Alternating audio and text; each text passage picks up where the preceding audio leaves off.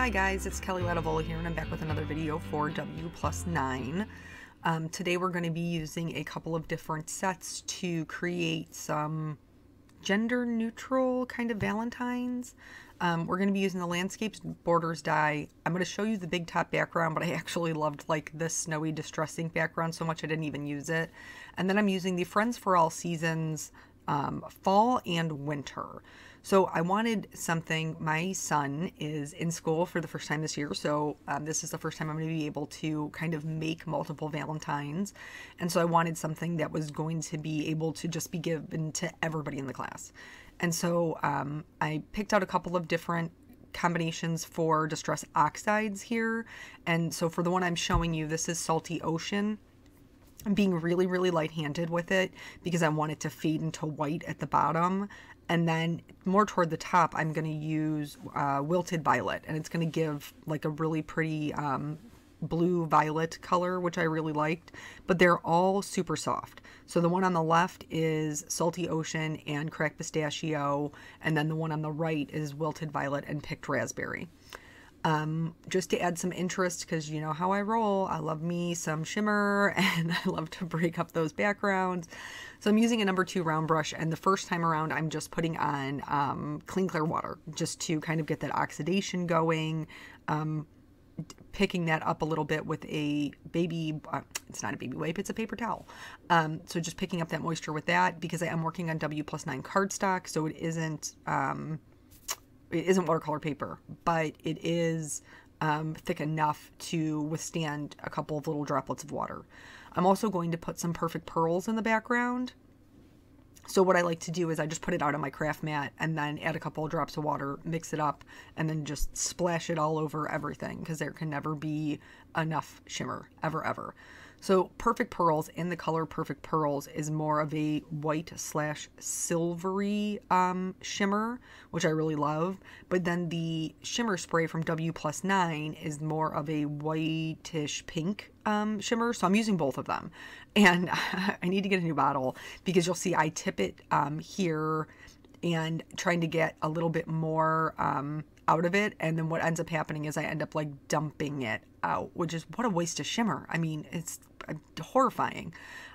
So it did get on my card. I'm not concerned. The layout I had planned was already going to cover that section up, but it does give me an opportunity to show you how pink that shimmer can be when it's on the white. So they're just, in case you don't own it and wanted to see what that looked like, I love it. I think it's a beautiful shimmer. So I used the kind of sloping hills to create some snowdrifts. Again, just cutting that out of the white W+9 cardstock. And I was able to get 4 hills out of just one 4 1/4 by 5.5 piece, because I just kept cutting off the bottom edge and I didn't need very much. So I pulled out a bunch of different stamps from those 2 stamp sets, and I'm going to be fussy cutting them out because I want to pop them up so I can snug them in really close. I'm stamping in Intense Black ink from Simon Says Stamp because I'm going to be doing Copic coloring. And so basically I didn't really know what I wanted to do for the cards, because I was just kind of playing around with it. And so I had a couple of ideas, and I decided that I was just going to stamp out multiple images. I had these 3 backgrounds going, and I was just going to see which one I liked best. So we're going to color them up. You'll see little like marks above each one. That was just so I kind of numbered them so I could keep them straight in my color combinations. And then the other thing that we're kind of doing here, because again, I'm looking at something that I'm going to make multiples of, we're doing just really simple 2-color blends for Copics. I did this concept on my own channel, and it seemed to be very well received because Copics can be a little bit overwhelming. And so we're just going to very simple coloring here and still get a result that we can be happy with. So I wanted softer coloring because these backgrounds were softer, and just out of habit, I pulled out my R35 and the R59, and then I was like panic mode because I had already colored in this little snowman scarf with the R35, and I was like, the R59 is too dark. It's too dark. I wanted to just do simple blending. So I pulled out an R32, which was intended to be my lightest color, and now I'm just going over that scarf. I'm trying not to put down a huge amount of ink because I don't want it to blend out into my white snowman. But once I had lightened it up considerably, I also could have done this with the colorless blender. I did go back in and add a little bit of shading.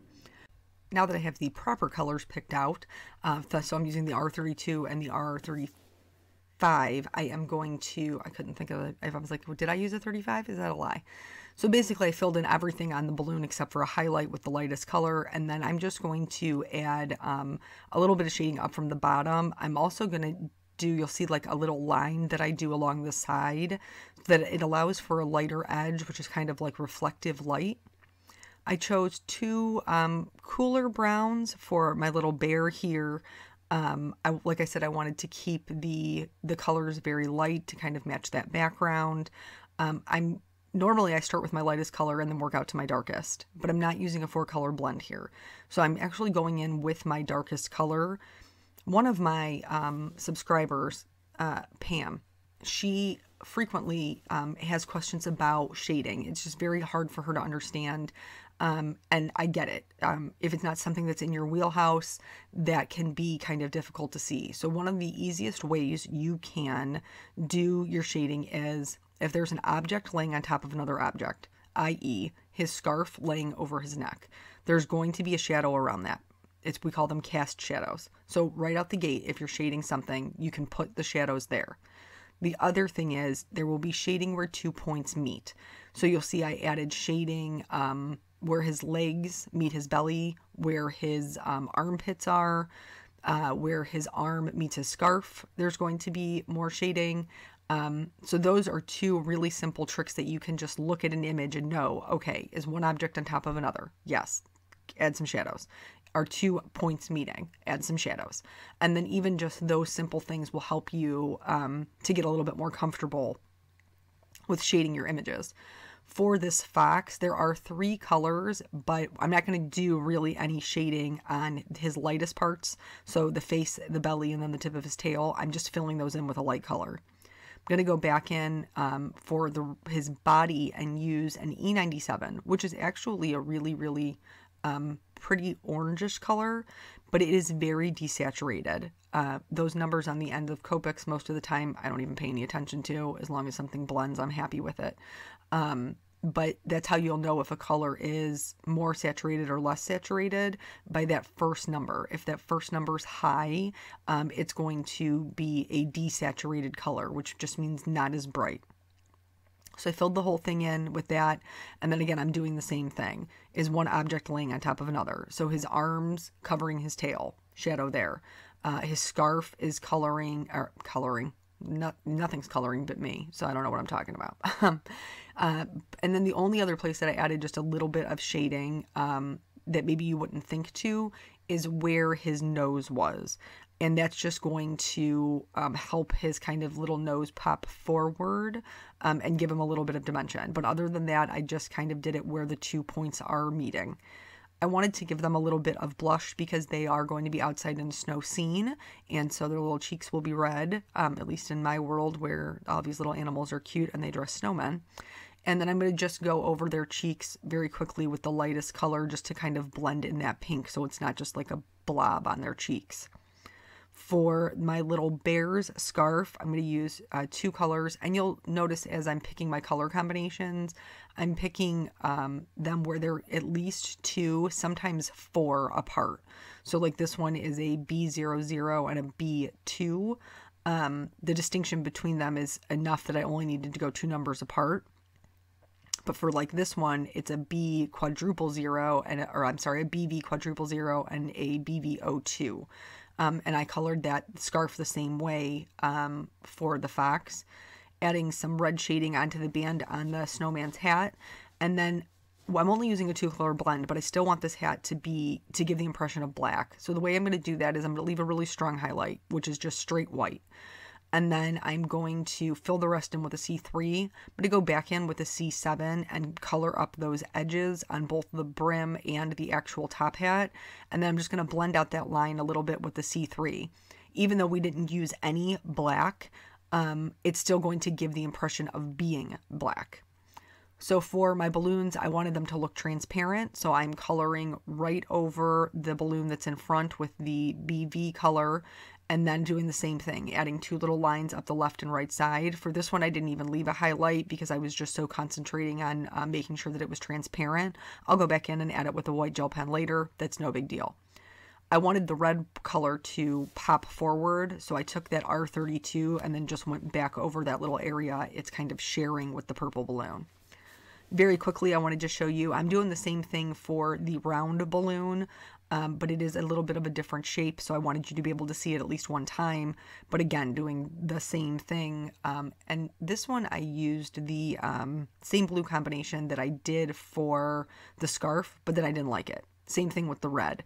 This is going to go on the green background, and for me, I know it doesn't make any sense, but red and green are Christmas, period. In my head, that's just the connection that I make. And so it was a little bit too red. I chose 2 pinks and went back with it and just colored right over that red to give it a more pink feel. And then I'm going to do the same thing with this blue balloon. I wanted there to be some of that kind of sea green going on since that matched my background. So I didn't do any extra shading. I just colored right over the shading that I had there with my green color, and it was sufficient. For my white gel pen, I'm going in and adding some highlights to those balloons where maybe I forgot to leave them. I'm also going to use that same white gel pen to add some details to my characters, since some of these cards are going to be pretty simple. I have a couple of different elements, but basically what I'm doing is I'm going to have 3 on one card, 2 on one card, and 1 on the other. So I did just polka dots, stripes, diagonals, big polka dots, little polka dots, and then I'm going to go back in and outline everything before I cut them out, just because I like a bold black outline. This is not necessary. Also, the fussy cutting isn't necessary if you have the dies. I do, but I just, I didn't want the white line. So when I fussy cut, I like to cut apart all my little pieces. If you try to cut them out while they're all still on one sheet, it's going to pull the paper. It's going to be very difficult. When I fussy cut, I am right hand dominant, so I hold the scissors in my right hand straight up and I use my left hand to move the paper. It gives a much smoother edge that way. So I'm just going to go ahead and fussy cut all these little guys. They're pretty basic shapes, so none of it was too much of a problem as far as like difficulty. In order to make sure that those edges are super clean, I'm going to go back in with a water-based, so I'm using a Memento Tuxedo black marker. You don't want to use an alcohol marker to do this. It'll bleed into your image. So I'm going to hold them in my hand and just kind of rub them around. Alternatively, you can put them on a scrap piece of paper and trace around them with the marker, and that will also cover up those edges. So whichever way works better for you.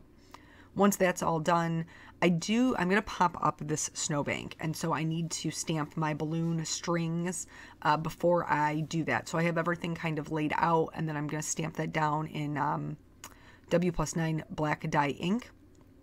This, and then also my sentiment. The sentiment is from the Friends for All Seasons winter set. It says, "There's no one quite like you," which I love. I thought it would be very cute for a little Valentine. And I did cut mine apart. I typically don't cut mine apart, but since I knew I was going to be making like 25 Valentines, I figured it was well worth it. And then I can just mount them together if I want to stamp it long ways again. So now that this is done, I'm going to extend those lines a little bit just because it's going to be popped up. And then I'm going to put just immense amounts of Scotch foam tape on the back of the snowbank so that it will stay popped up. This is why me spilling that shimmer spray on the bottom of the panel was not that big of a deal, because I had already had plans to cover that up. For my little characters, I'm kind of going to do half and half. The balloons will be popped up completely because they're not hanging up or hanging over the snowbank at all. But for all the rest of the little characters, parts of them will be hanging over, and just to make sure they're stabilized, I will put the Scotch foam tape where it'll hang over, and then use Tombow Mono multi-glue where it will actually be on the snowbank. So just going to glue all of those down. For this card is where I'm going to use the kind of the 3 different elements. I have the little bear with the heart balloons. I have the little fox, which will have the top hat in his hand, like he's going to put the little snowman's hat on. And then, of course, I will have the little snowman. I did do the one card without the snowman, just the little fox kind of because I felt like the background looked a little bit like a snowstorm and I could get away with the sentiment "There's snow on quite like you." I used white Nuvo drops. I apologize, I forgot to turn the camera back on, just to kind of accent those sentiments. This is is it Simply White? I think it's Simply White. And then, because I just love the shimmer so much, I'm going to add more Even Clear Wink of Stella to the balloons and then all of their accessories. And then that's the whole video. So just kind of 3 different options. Even the green one could just be not even a Valentine, but just sent to someone to let them know you're thinking of them, you know, during the winter time. So thank you guys so much for joining me, and I will catch you on the next video. Bye.